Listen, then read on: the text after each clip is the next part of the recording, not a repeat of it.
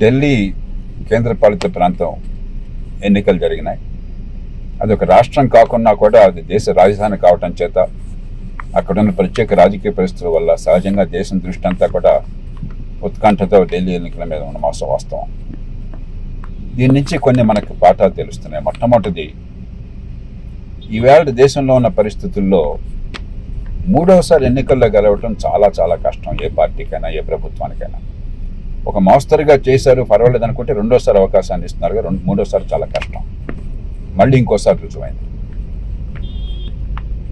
ఎన్నికైనటువంటి ప్రతినిధులందరినీ, 70 మంది ప్రతినిధులని, అలాగే ప్రభుత్వాన్ని ఏర్పాటు చేయబోతున్నటువంటి భారతీయ జనతా పార్టీని అభినందిస్తున్నాను.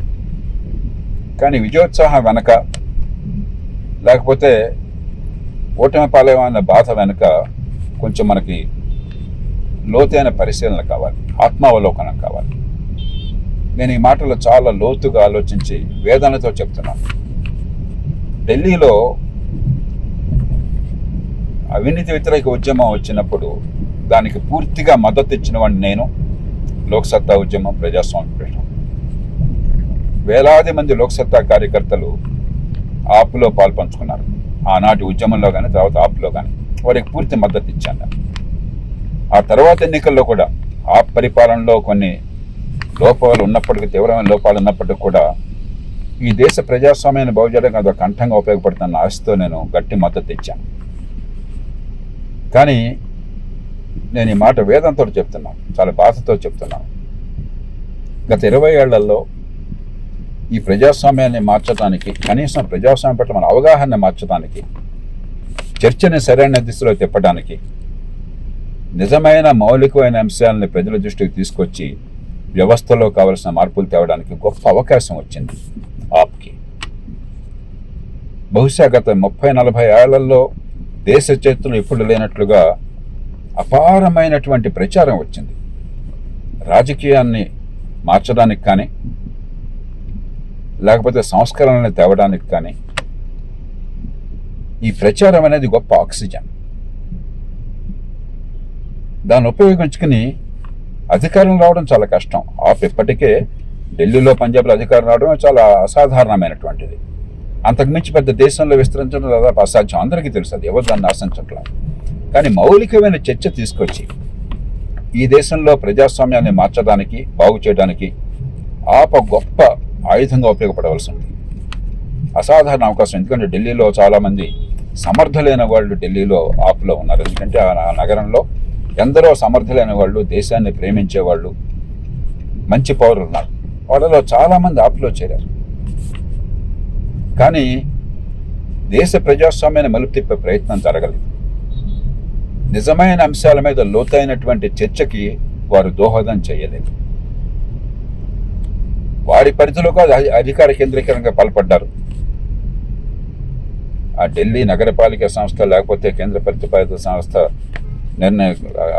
పరిపాలనలో అవ్వచ్చు, లేకపోతే ఢిల్లీ మున్సిపల్ కార్పొరేషన్లు, ఢిల్లీ మున్సిపాలిటీస్ విషయంలో తీరు కావచ్చు, కేంద్రీకరణలో భాగస్వాములైనారు. ఈ దేశ ప్రజాస్వామ్యాన్ని మార్చడానికి రాజకీయ పార్టీలు అంతర్గత ప్రజాస్వామ్యాన్ని గురించి కానీ,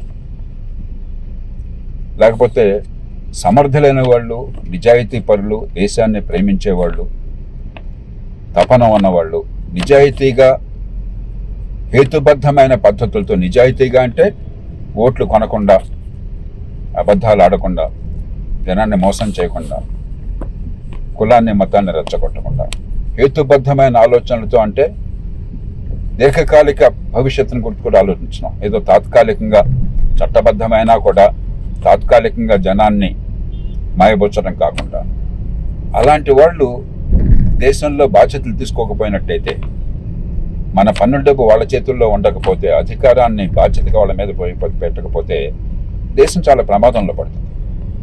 అధికారం అంటే ఆబ ఉన్నవాళ్ళు, తప్పించేవాళ్ళు, పదవి ఉంటే చాలు ప్రాణం పోయినా పర్వాలేదు అనుకునేవాళ్ళు చాలామంది పోటీ పడుతున్నారు. ఈ దేశం విపరీతమైన పోటీ పడుతున్నారు. అలా కాకుండా రాజకీయాన్ని మార్చాలి, ఎన్నికల వ్యవస్థను మార్చాలి, అధికారాన్ని వికేంద్రీకరించాలి, జనం చేతికి అధికారాన్ని ఇవ్వాలి, చట్టబద్ధ పాలనని తీసుకురావాలి, బహిరంగ చర్చలో మంచి ప్రమాణాలని, పరస్పర గౌరవంతో బూతులు తిట్టడం కాకుండా, బస్తీ మే సవాల్ కాకుండా, నలుపు తెలుపు కాకుండా పరస్పర గౌరవంతో వ్యవస్థను గౌరవిస్తూనే మార్పులకి హేతుబద్ధమైన వాదులతో వాస్తవాల ఆధారంగా దారి చూపెట్టాలి. అంటే రాజకీయంలో ఉన్న వాళ్ళు సామాన్య ప్రజలకు ఆదర్శంగా నిలవాలి. ఇవన్నీ ఆపలు జరుగుతాయని నేను ఆశపడ్డాను, మనం అంతా ఆశపడ్డాం. అధికారం ఉన్నా లేకున్నా కూడా ఆ ప్రయత్నం కనుక చిత్తశుద్ధితో జరిగినట్టయితే ఈ దేశంలో ప్రజాస్వామ్యం మంచి దిశ జరగడం కోసం చెప్పని ఒక మంచి మార్గం ఉండేది. ఎన్నికలు ఎప్పుడు జరుగుతూనే ఉంటాయి. మన దేశంలో ఎన్నికల్లో, పనికిరాని ఎన్నికల్లో కూడా, ఏ రకమైనటువంటి వనరులు అధికారాలు లేని సంస్థల ఎన్నికల్లో కూడా భయంకరమైన పోటీ, జీవనమరణ పోరాటం ఎన్నికలు జరుగుతున్నది. పెద్ద గొప్ప విషయం కాదు. ఎన్నికల్లో పోటీ చేసే వాళ్ళ కోసం కాదు, ఎన్నికలు సామాన్య ప్రజల కోసం, మన భవిష్యత్తు కోసం. ప్రజాస్వామ్యాన్ని మౌలికంగా మార్చే ప్రయత్నమూ జరగలేదు, ఉన్న అవకాశము సద్వినియోగం కాలేదు. చర్చ ద్వారా, అధికారం ద్వారానే చేస్తారని అనుకోలేదు, ప్రవర్తన ద్వారా, చర్చ ద్వారా. రెండోది, ప్రజాస్వామ్యంలో, అందులో ఒక పేద ప్రజాస్వామ్యంలో ఖచ్చితంగా తాత్కాలికమైన వ్యక్తిగత ప్రయోజనాలు, సంక్షేమము అవసరము. కానీ అదే పరిపాలన ఇంకేమీ అక్కర్లేదు అని దీర్ఘకాలిక ప్రయోజనాలని, ప్రభుత్వ మౌలిక కర్తవ్యాలని దాదాపుగా విస్మరించి ఈ తాయిలాల రాజకీయాన్ని మరింత విపరీతంగా పెంచింది ఆప్. చివరికి ఏమైంది? దాన్ని భయంతో, ఎన్నికలు ఏమవుతామన్న భయంతో కాంగ్రెస్ పార్టీ, చాలా ప్రాంతీయ పార్టీలు, ఒక బిజు జనతా దళ్ తప్ప, ఇటీవల కాలంలో చాలా చోట్ల బీజేపీ విపరీతంగా దాన్ని అందిపుచ్చుకొని ఈ తాత్కాలికమైన వ్యక్తిగత సంక్షేమమే పెద్దది అన్న స్థాయికి రాజకీయాన్ని తీసుకొస్తుంటే అది ఆప్ వల్ల దేశానికి చాలా తీవ్రంగా జరిగిన ప్రమాదం. సంక్షేమం అవసరం ప్రజాస్వామ్యంలో, అందరికీ పాత్ర కల్పించాలి, ఆ విశ్వాసాన్ని ఇవ్వాలి, నిలబెట్టాలి. వేద దేశాల్లో మరింత అవసరం. కానీ సంక్షేమమే పరిపాలన అయితే,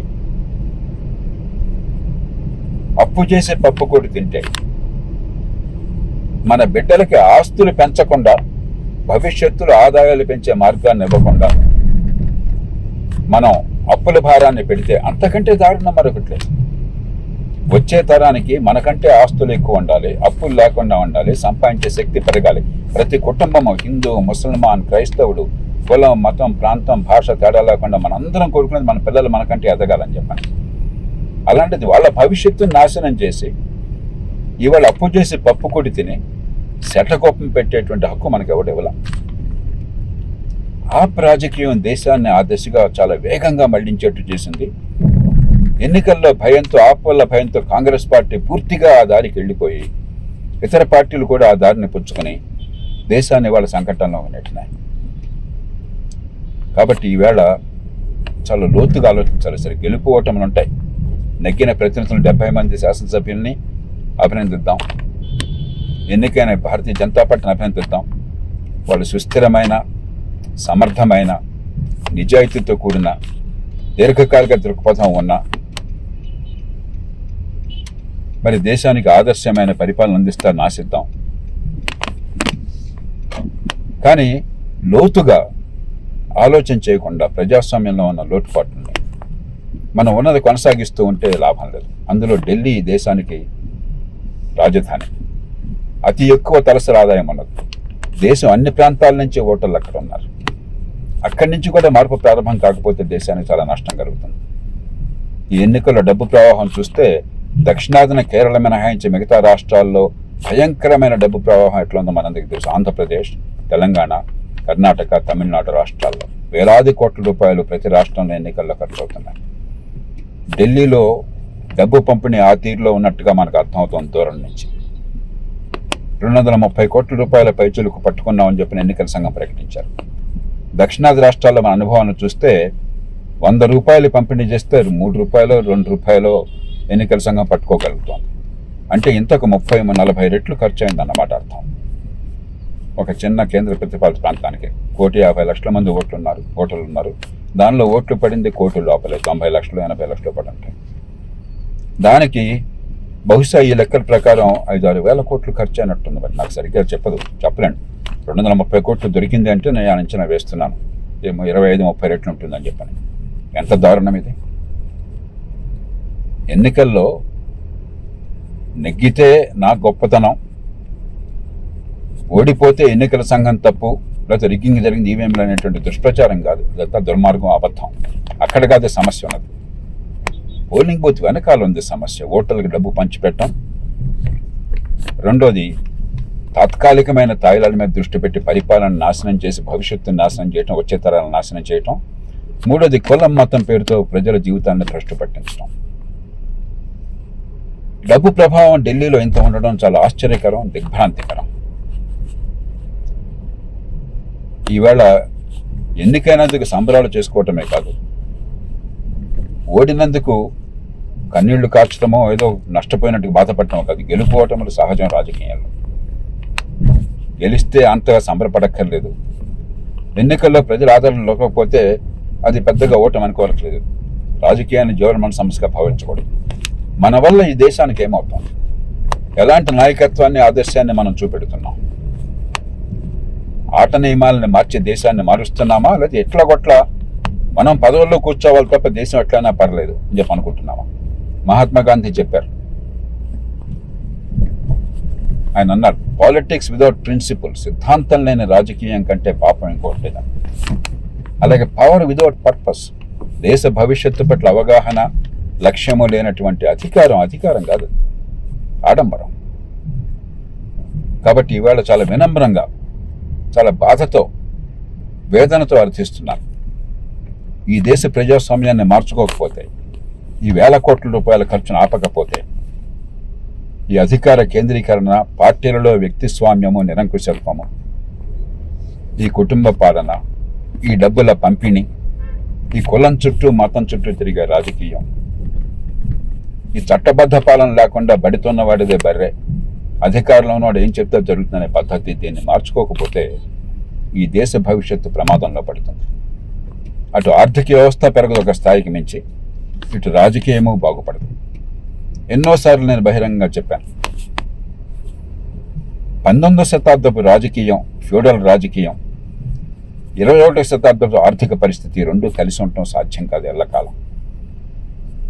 ఓ బండి నడుస్తుంటే రెండడ్ల బండి వెలపెట్టద్దు, దాపట్టద్దు, కలిసి లాగాలి. కానీ ఒకటి ముందు ఒకటి రెండోది వెనక్కి వెళుతుంటే ఇరుసు విరిగిపోతుంది, బండి ఆగిపోతుంది. కాబట్టి ఆర్థిక వ్యవస్థ పెరగడం కోసం, మనం గొప్ప దేశంగా పెరగాలి, అభివృద్ధి చెందిన దేశం కావాలి మన పిల్లల కోసం అనే కలలుగా అంటున్నాం. ముఖ్యంగా యువతను అర్థిస్తున్నాను, పార్టీలని, పక్షపాతాలని పక్కన పెట్టి లోతుగా ఆలోచించండి, ఒత్తిడి తీసుకురండి. ఈ ప్రజాస్వామ్యాన్ని ప్రక్షాళన చేయడానికి ఈ పార్టీలు నడుం కట్టాలి. మధ్యతరగతి, మీడియా, ఆలోచనా పరులు, ముఖ్యంగా భవిష్యత్తును అందిపుచ్చుకోబోతున్న యువత. ఎందుకంటే ఇవాళ మేము చేస్తున్న తప్పులకి పర్యవసానం మీ మీద పడుతుంది. మా తరం పోతుంది, కానీ నష్టపోయేది మీ తరం, మీ తర్వాత తరాలు. ఇది మీ హక్కు, మీ బాధ్యత. కాబట్టి పార్టీల్లో అంతర్గత ప్రజాస్వామ్యం, సరైన అభ్యర్థులు, నిజాయితీ గలవాళ్ళు, సామర్థ్యం ఉన్నవాళ్ళు, దేశం అంటే ప్రేమ, సమాజహితాన్ని కోరేవాళ్ళు, నిజాయితీగా ఓట్లకి డబ్బులు పంచకుండా, అబద్ధాలు చెప్పకుండా, కులమతాలు రెచ్చగొట్టకుండా, ఓ పక్కన హేతుబద్ధంగా, అంటే తాత్కాలిక ప్రయోజనాలకే పెద్దపేట వేసి దేశాన్ని అప్పుల పాలు చేయకుండా, మీ భవిష్యత్తు అంధకారం చేయకుండా, ఆర్థిక ప్రగతికి కూడా బాట వేసి సమతూకాన్ని పాటించి మీ తరానికి, వచ్చే తరానికి ఆదాయాన్ని పెంచే రాజకీయాన్ని చేస్తారా? లేకపోతే మేము అధికారంలో ఉంటే చాలు, మా పబ్బం కోసం దేశం ఏమైనా పర్లేదని రాజకీయం చేస్తారా? ఈ రకమైన రీతిలో రాజకీయాన్ని మార్చకపోతే, భవిష్యత్తును కోరే రాజకీయాన్ని, నిజాయితీని పెంచే రాజకీయాన్ని, దేశ భవిష్యత్తు అంధకారంలో పడుతుంది. చట్టబద్ధ పాలన, నిజమైన బాధ్యతతో కూడిన అధికార వికేంద్రీకరణ లేకపోతే, నిర్ణయాలన్నీ కేంద్రీకృతమైనటువంటి పాలనలో జరుగుతుంటే, రాష్ట్ర రాజధానిలో ముఖ్యమంత్రి చేతుల్లోనూ, జాతీయ స్థాయిలో ప్రధానమంత్రి చేతుల్లో కలిగి ప్రజలకి పాత్ర లేకపోతే ఆ దేశంలో స్వేచ్ఛ విస్తరించదు, అనుకున్న ఫలితాలు రావు. మనకంటే చైనాలో అధికార వికేంద్రీకరణ ఉన్నది, ఒక నియంతృత్వ దేశంలో. 50% డబ్బుల్ని చైనాలో స్థానిక ప్రభుత్వాల్లో ఖర్చు పెడుతున్నారు బాధ్యతతో. మన దేశంలో అంతా రాష్ట్ర ప్రభుత్వాల చేతుల్లో ఖర్చు అవుతోంది. దాదాపుగా 64% రాష్ట్ర ప్రభుత్వాల చేతుల్లో, 3% స్థానిక ప్రభుత్వాల్లో ఖర్చు అవుతోంది. రాష్ట్ర ప్రభుత్వం అంటే ముఖ్యమంత్రి తప్ప ఇంకెవరూ లేరు. చట్టబద్ధ పాలన లేదు, బడితో ఉన్నవాడిదే బర్రె అయిపోతుంది. ఎన్నికలంటే విపరీతమైన డబ్బు ఖర్చు పెట్టడం, సామాన్య ప్రజల్ని పేదరికం ఆసరాగా తీసుకుని డబ్బులు పంచి లొంగ తీసుకోవడం, ఇది పద్ధతి కాదు. ఎందుకు ఇవన్నీ ఇవాళ ఈ ఎన్నికల సందర్భంగా చెప్పాల్సి వస్తుందంటే, ఢిల్లీ ఎన్నికలు మామూలు ఎన్నికలు కాదు, దేశ రాజధానిలో ఎన్నికలు, దేశంలో అత్యంత సంపన్నమైన నగరంలో ఎన్నికలు, దేశంలో అన్ని ప్రాంతాల నుంచి మధ్యతరగతి వచ్చి నివసిస్తున్న ఎన్నికలు, కులం మతం ప్రాంతానికి అతీతంగా దేశానికి మార్గం చూపవలసిన ఎన్నికలు. మనందరికీ ఒక ఆశాకిరణంలా కనిపించినటువంటి ఒక పార్టీ నిరాశపరిచి దేశ రాజకీయంలో ఉన్న సమస్యలో భాగమైపోయిన ఎన్నికలు, పరిష్కారాన్ని చూపెట్టకుండా సమస్యలో భాగమైనటువంటి ఎన్నికలు. ఆ నేపథ్యంలో కొంత ఆత్మావలోకనం కావాలి.